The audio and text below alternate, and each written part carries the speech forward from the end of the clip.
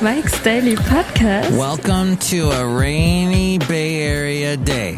I'm Mike Matthews. I've never done this show before called Mike's Daily Podcast. That's a lie. It's been 1946 episodes.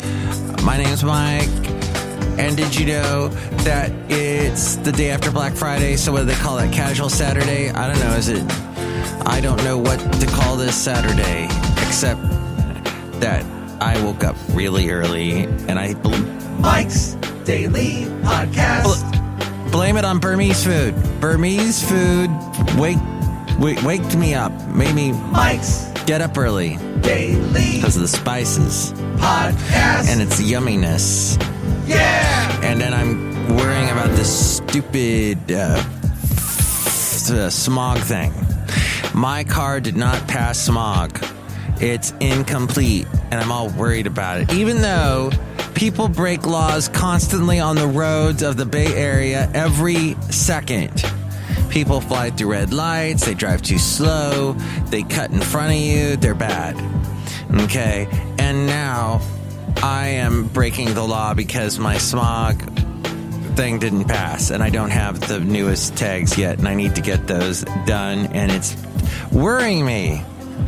So that's why today's podcast is about worry and about how we need to do less of it.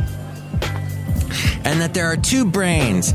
I don't know if this is a psychological truth or not, but this is what I'm thinking, is that there are two brains in your head. There's the reality brain that has to deal with things like smog, tests that you don't pass, and rent that you got to pay, and taxes and stuff.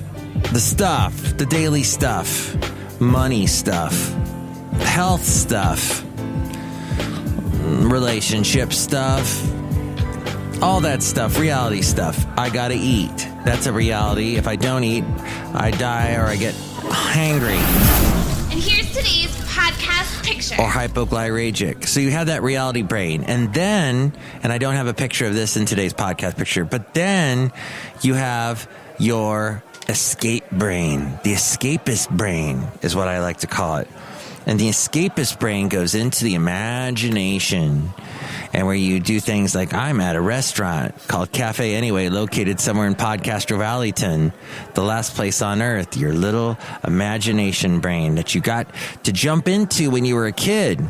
Or wait, maybe if you're one of the kids today, that all you do is you're on your smartphone, you don't have an imagination because some computer programmer made an imagination for you, and you just play that all day, which I see all the time. In fact, at that Burmese restaurant last night, Burmese food, my lovely lady friend and I, and Basil had to wait in the car. Sorry, Basil. I know, I'm sorry. You wanted to go in and eat that delicious Burmese food, didn't you? You wanted to come inside. That's right. My little dog son wanted to come inside, and I would have put a smartphone in front of him to keep him distracted so he didn't talk to people.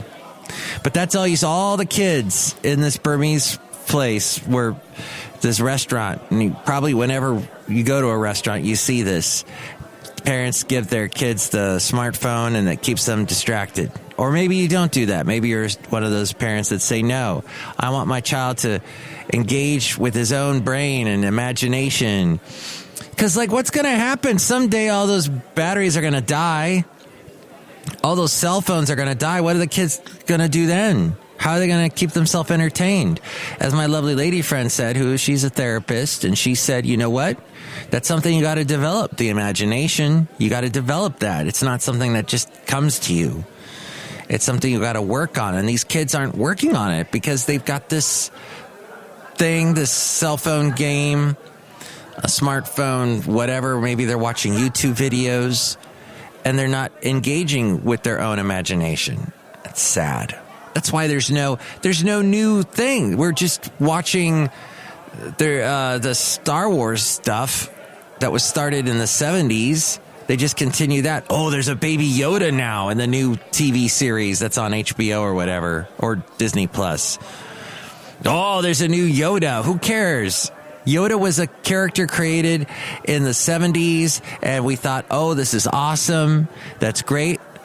What else have you got, George? You got an amazing mind. What else comes out of that brain? Nope. Nothing new except Jar Jar Binks. And we just keep retreading Yoda out every couple of years. A new Yoda, an old Yoda, a dead Yoda. And then Frank Oz, does he even do Yoda's voice anymore? I guess anybody could go, not do that. So these kids don't, today, as I rant like an old man, don't have the imagination. We got to work on that as parents. Got to work on that imagination and that escapist brain. The brain that escapes and gets away from the reality brain. Or sometimes you can have the two work together. That's not easy to do. As any musician will tell you who had his manager take care of the money, Billy Joel, for example, one of the many artists that let their manager take care of things and all of a sudden they're broke. But yes, it's good to develop that escapist brain and to be able to go into that escapist brain, even in your reality brain world. Get into that brain hole of the escapism now and then. What am I saying? Am I saying you should escape all the time and be picking up your smartphone and then escaping like the children do? And yeah, I guess I've now escaped into my escapist brain and I'm now in my confused brain. I'm just saying, you gotta have a healthy dose of escapism because you recharge yourself, I think, when you escape. All right, yeah, playing the video games, you get to escape.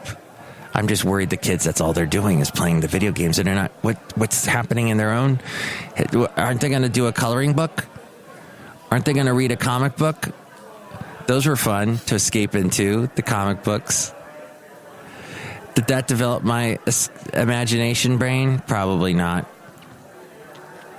I guess I've just now defeated my own logic here. Okay, here's the thing, is go and have a delicious turkey sandwich today, because I'm sure there's a lot of that going on. I'm ranting, and Kid Rock is ranting about Oprah for some weird reason during a performance at his Kid Rock Big Butt Honky Tonk Rock and Roll Steakhouse in Nashville. Okay, and then Chris Hemsworth, apparently his wife is telling him, don't bring the Thor hammer home. She will not allow Chris to display his Thor memorabilia in their dining room. As we go outside a cafe anyway, we're bringing Mike's Daily Podcast somewhere in Podcastro Valley 10 today. Chris Hemsworth, by the way, is 36 from Melbourne, Australia. Well, I don't know where we got to today, except that we all need to escape. But we all need to deal with reality, but not too much reality. Is that making sense? Is any of that? I will tell you that I am not a fan of some of the schools in the Bay Area, including one in Fremont called Basics Learning, because they put up these, there's a parking lot that they share with other people, and they put up these cones. And I had to get through this place that they were blocking in this huge van. And I had to get through there, and I didn't have time to wait in their long line of parents picking up kids. So I moved the cones. Yes, I moved the traffic cones. And I got yelled at big time by this one guy saying, hey, parents are picking up kids here. Why did you move the cone? And I may have run over a cone, too, actually. But they're made out of rubber. They can withstand that, can't they? Oh, but this guy yelled at me. Maybe I should have been yelled at. But it didn't feel good. And then I'm like, you are blocking this. You know how you're blocking this parking lot up. You're causing big problems. Maybe the school should just move. But that's how it is in the Bay Area, is a lot of schools take over these abandoned buildings that not necessarily are in the best places to have a school. I'm sure they're charging a heck of a lot. Looks like it's a private deal. Well, anyway, That's Cafe Anyway, what we got. Oh, look who's out here today. Hi, Mike. It's Benita the Rodeo Queen. How y'all doing? It's a disgruntled fiddle player, tell you what. What? I do not have an imagination. I only deal with reality constantly. And it makes me happy. Okay, reality makes you happy? Yeah.